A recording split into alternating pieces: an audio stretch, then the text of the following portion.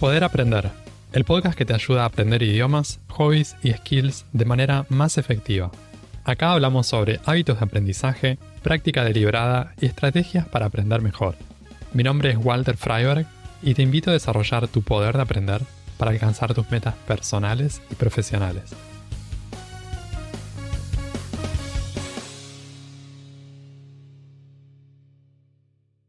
Leer contenido es una buena forma de aumentar nuestros conocimientos en otro idioma. Y lo mejor es que existen al menos dos modos de lectura. Podemos leer de forma intensiva o de forma extensiva. ¿Cuál es la diferencia entre estas dos maneras de leer? ¿Qué técnicas y estrategias de lectura podemos usar en cada una de estas formas? ¿Cómo integrar actividades grupales o desafíos en nuestro aprendizaje de idiomas con lecturas? Estas son algunas de las preguntas que exploramos en el episodio número 71 de Poder Aprender. Empecemos primero por una definición de lectura intensiva y extensiva. Para quienes no escucharon hablar de esto antes, les cuento que la lectura intensiva se enfoca más que nada en el análisis del detalle, en una comprensión profunda de contenidos que leemos. Suelen ser contenidos desafiantes que tienen un nivel de dificultad un poco más alto que el promedio. Cuando estamos hablando de aprender un idioma, pueden ser contenidos que estén en un nivel un poco más adelante del que estamos. Si estamos en un nivel principiante, leer contenidos intermedios. Si estamos en un nivel intermedio, leer contenidos avanzados o para nativos. Esto puede cobrar distintas formas. Puede ser ficción, no ficción, pueden ser artículos, pueden ser novelas, puede ser un capítulo, tomar algo en particular. Pueden ser textos un poco más técnicos. Suele haber más condensación de dificultad y eso los hace tal vez más útiles para quienes quieren practicar la lectura intensiva. Y por otro lado, tenemos la lectura extensiva. Esto tiene que ver con leer una mayor cantidad de material en un nivel de dificultad más fácil. La lectura extensiva suele ser más agradable y son lecturas más ligeras. Quizás aquí entraría más lo que tiene que ver con ficción en un nivel sencillo. La ficción también puede estar en la lectura intensiva, pero es un ejemplo bastante típico de lo que encontramos en la lectura extensiva. Acá también podría entrar revistas o blogs, quizás contenido que podríamos encontrar en una red social que es de fácil lectura y rápida lectura. El objetivo que buscamos cuando practicamos la lectura extensiva tiene que ver con el acostumbrarnos al idioma, aumentar nuestros niveles de comprensión en general. Entonces, para eso, tratamos de consumir una buena cantidad de contenido como para poder acostumbrarnos. Cuando leemos de manera extensiva, aumentamos nuestra exposición a distintos tipos de vocabularios, a distintos tonos, a distintas formas de escribir de distintos autores, y eso nos ayuda a tener un repertorio más amplio y más variado. La utilidad de la lectura intensiva, en cambio, pasa más por permitirnos profundizar conocimientos de gramática o profundizar nuestro conocimiento de vocabulario. Puede ser algún área particular, algún área técnica del idioma que estamos aprendiendo. Vamos a ver algunas técnicas de lectura en otros idiomas que podemos usar en alguna de estas modalidades, intensiva o extensiva. Una de las formas típicas de practicar la lectura intensiva es el subrayar y tomar notas. Estas notas pueden ser digitales o pueden ser analógicas. Lo del subrayado también, dependiendo si nos gusta leer con libros en papel o libros digitales, va a haber herramientas que podemos usar para apuntar específicamente cosas que tienen que ver con el idioma que estamos aprendiendo. Hay distintas formas de hacer esto de subrayar y tomar notas. Hay personas que, por ejemplo, están aprendiendo vocabulario o algún punto gramatical, subrayan o toman una nota digital y después la pasan a otro lado en el mismo momento. Otras personas prefieren simplemente subrayar o tomar notas y después, en otro momento que quizás puede ser en el fin de semana, recopilar todo eso. Otra técnica que también es muy útil para la lectura intensiva es el uso de flashcards. Las flashcards pueden ser nuevamente de papel, o sea, analógicas, o pueden ser digitales, como pueden ser tarjetas de Anki o Quizlet. Hay gente aquí que crea sus flashcards a medida que va leyendo. Otras personas prefieren ir trabajando la lectura y después en otro momento crear o exportar todas esas tarjetas, dependiendo la forma en que lo hagan. Otra técnica que podemos usar, útil para la lectura extensiva, es el hacer resúmenes. Esto lo podemos usar tanto para libros o contenidos de ficción como para no ficción. Es una buena forma de practicar también la producción. Podemos practicar la escritura y también practicamos la síntesis en el idioma que estamos aprendiendo. Entonces nos da un tema en particular sobre el que trabajar. Lo bueno es que cuando estamos leyendo no tenemos que estar deteniéndonos a buscar palabras en el diccionario o a tomar notas. Podemos simplemente leer y después dejamos para un segundo momento esto del resumen. Otra técnica que podemos practicar con la lectura extensiva es la creación de finales alternativos. Esto obviamente va a ser útil para el género de ficción, cuando tenemos una historia, cuando estamos leyendo una historia y queremos practicar la creatividad y también queremos practicar la escritura. Al leer en otros idiomas, lo que vamos a encontrar también es que hay palabras desconocidas. Cuando estamos leyendo de forma extensiva, típicamente vamos a saltear esas palabras y no vamos a estar buscando el significado una por una. En un proceso de lectura más intensiva, en cambio, vamos a detenernos a buscar palabras desconocidas. Quizás vamos a ir un paso más también y crear flashcards o tomar algunas notas. Entonces, existen estos dos modos de lectura. Como les decía, típicamente lo de la lectura extensiva, buscar pocas palabras en el diccionario, va a ser más viable con contenidos fáciles, y si usamos contenido más difícil, no siempre, pero a veces tal vez preferimos detenernos más a buscar algunas palabras que no conocemos. Existen otras maneras de practicar la lectura que pueden salir de la dinámica individual y pasan más a un contexto de grupo. Para aquellas personas que les gusta esto de practicar la lectura en un contexto de grupo o compartir con otras personas en grupo, una forma es practicar la lectura extensiva en dos modalidades diferentes. Supongamos que mi idioma nativo es el español y estoy aprendiendo inglés. Una forma sería leer un libro en inglés, el idioma que estoy aprendiendo, y después participar en un club de lectura o en una actividad grupal de lectura para conversar sobre ese libro en inglés. Entonces, voy a estar practicando la lectura en primer lugar en el idioma que aprendo y después voy a conversar sobre ese libro también en el idioma que aprendo.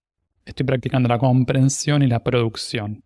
Pero esa no es la única manera. También podría tomar otro camino. Por ejemplo, leer un libro en inglés, que es el idioma que aprendo, y conversar sobre ese en español.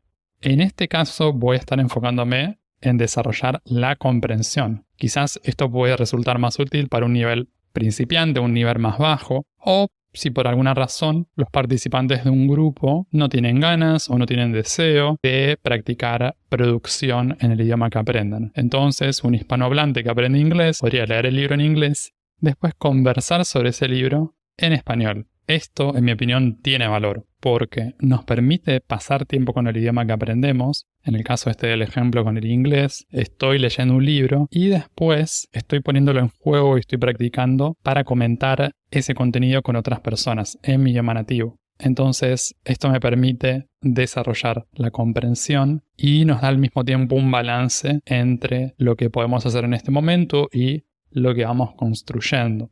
Puede ser una forma más motivadora de comprometerse con la lectura por el hecho de no tener la obligación o la presión de tener que comentar en el idioma que aprendo.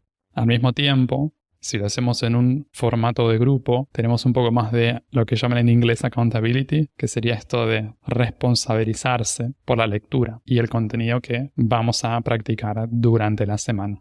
Un par de otras estrategias de lectura que podríamos usar también en la lectura extensiva. Una podría ser la exploración de un género literario en particular. Supongamos que queremos profundizar en un solo género como ciencia ficción o policial o podría ser fantasía y elegimos una serie de libros dentro de ese género en un nivel de dificultad accesible. Si elegimos una serie de lecturas fáciles, podemos practicar la lectura extensiva y eso nos va a ayudar a aumentar nuestro vocabulario y a conocer estructuras típicas en ese género de una manera más rápida.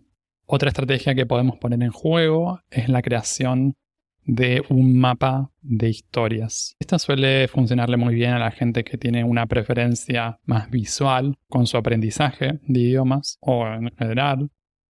Y tiene que ver con organizar lo que sucede en la historia, ya sea a nivel de la trama o los personajes en particular, de forma mayormente visual. Esto puede ayudar a comprender mejor algunos detalles o incluso a memorizar algunos puntos importantes que suceden a lo largo de la historia. Dependiendo del tipo de libro que usemos, también lo podríamos usar de forma extensiva o más intensiva. De repente podemos hacer un mapa visual como más general y más fácil y más rápido, con una lectura graduada, una lectura fácil, o quizás podemos ir más al detalle y lo podremos poner en juego en algo más intensivo y podemos crear como un mapa súper detallado de solamente un capítulo, por ejemplo, de un libro en un nivel más desafiante de lo que solemos leer. Otra manera de poner en práctica esto de la lectura extensiva es la participación en desafíos de lectura. Hay mucha clase de desafíos, pueden ser, por ejemplo, leer un libro al mes o completar una serie de lecturas recomendadas por una persona que esté moderando o guiando un club de lectura. Y lo interesante de esto del desafío de lectura es que puede aumentar un montón nuestra motivación para empezar a leer un libro y para completarlo, pero especialmente para desarrollar o incorporar un hábito de lectura.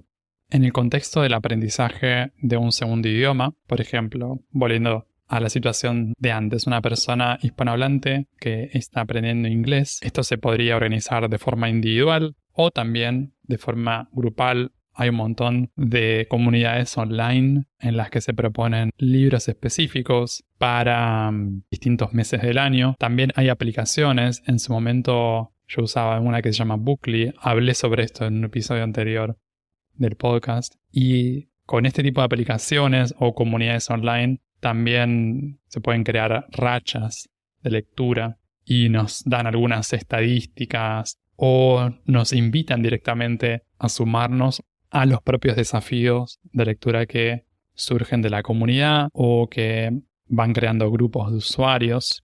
A algunas personas también les gusta compartir esto con amigos o lo comparten en redes sociales y eso por un lado aumenta también la responsabilidad propia sobre esa actividad que están haciendo y también puede resultar inspirador, puede invitar a otras personas. Un desafío de lectura también lo podemos pensar en términos de una lectura extensiva, elegir más con cantidad de material en un tiempo limitado o buscar alguna forma de delimitarlo. Y esto podría incluir libros para estudiantes del idioma o para adultos jóvenes. Podría incluir también novelas gráficas o cómics, si bien tienen una parte visual, pero podrían tener algo de eso. Y cuando tenemos un desafío de lectura enfocado más en la lectura extensiva, vamos a estar apuntando a desarrollar mucha confianza y a desarrollar más fluidez de comprensión. También está la posibilidad de hacer un desafío con un contenido de lectura más intensivo.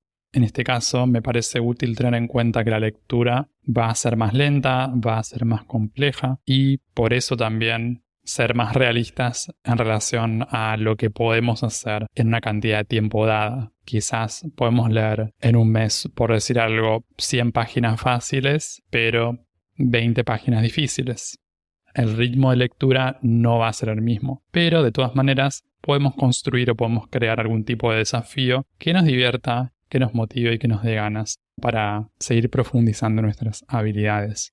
La lectura intensiva y extensiva son enfoques complementarios en la práctica de un idioma.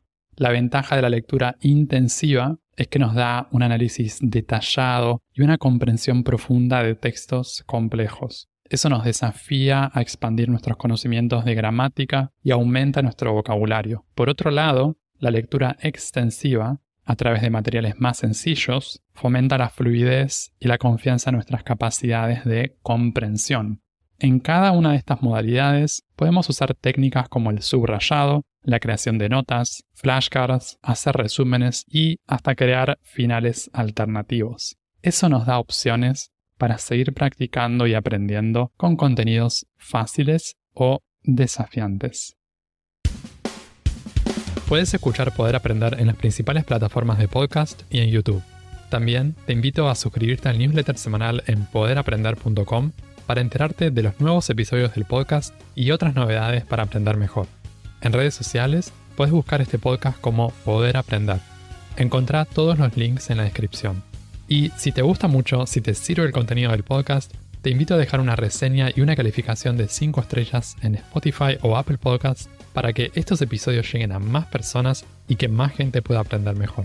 Eso es todo por ahora. Nos vemos en un próximo episodio. Sigan aprendiendo y acuérdense de practicar bien.